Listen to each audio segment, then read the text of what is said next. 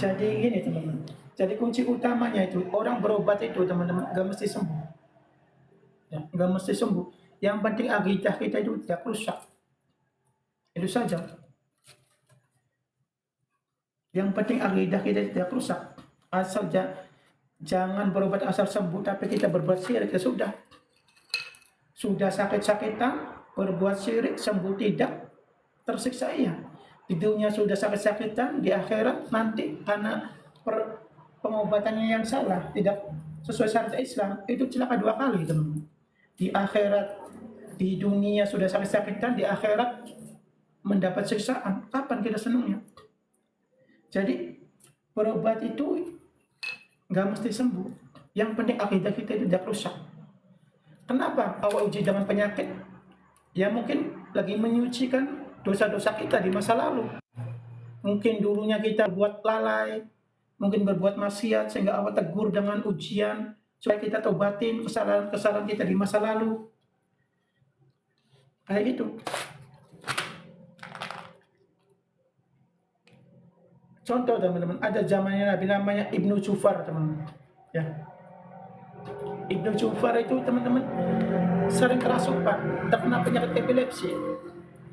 Ya, saya ceritakan teman-teman sejarahnya zamannya Nabi itu, Rasul teman. Ada namanya Ibnu Jufar teman-teman. Dia itu sering kerasukan. Kalau dia kerasukan itu teman-teman kena epilepsi, jadi auratnya tersingkap teman, kelihatan. Jadi dia itu dirasuki dengan oleh jin laki-laki. Datang ke Rasulullah, ya Rasulullah, doakan aku supaya sembuh. Kata Nabi apa, teman-teman? Aku doakan kamu sembuh sekarang, apa kamu bersabar bagimu surga? Ternyata dia itu memilihnya bersabar, teman-teman.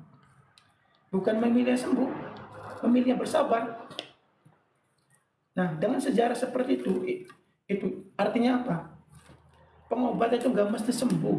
Yang penting akidah kita tidak rusak, teman. Jadi bersabar itu lebih baik. Jangan memaksakan diri berobat ke sana kemarin nggak sembuh-sembuh. Yang penting apa ya?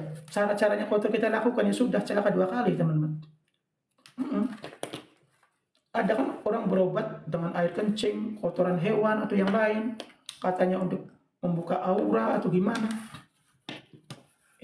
Itu cara-cara yang salah, teman-teman. Akidah itu kita itu rusak. Jadi intinya itulah. Contohnya Ibnu Jufar, teman-teman. Jadi dia memilihnya sabar bagimu surga. Jadi dengan sejarah seperti itu, teman-teman, berobat itu nggak mesti sembuh. Yang penting akidah kita itu tidak rusak, teman-teman. Kayak gitu ya. Kalau di zamannya kita mau milih sabar, ya, bagimu surga, ataupun sembuh, yang milihnya sembuh. Yang penting judulnya sembuh. Tapi masa Allah ya, di zamannya Nabi itu namanya Ibnu Jufar malah memilihnya sabar, teman. Biarlah dia sakit-sakitan, tapi milihnya sabar. Ya emang karena apa? Karena yang dicari itu orang zaman dulu itu, teman-teman, ya itulah, kebahagiaan akhirat itu lebih kekal daripada sakit di dunia itu, teman-teman. Contoh saja Nabi Ayub ya, teman-teman. Nabi Ayub itu sakit beberapa tahun, nggak sembuh-sembuh.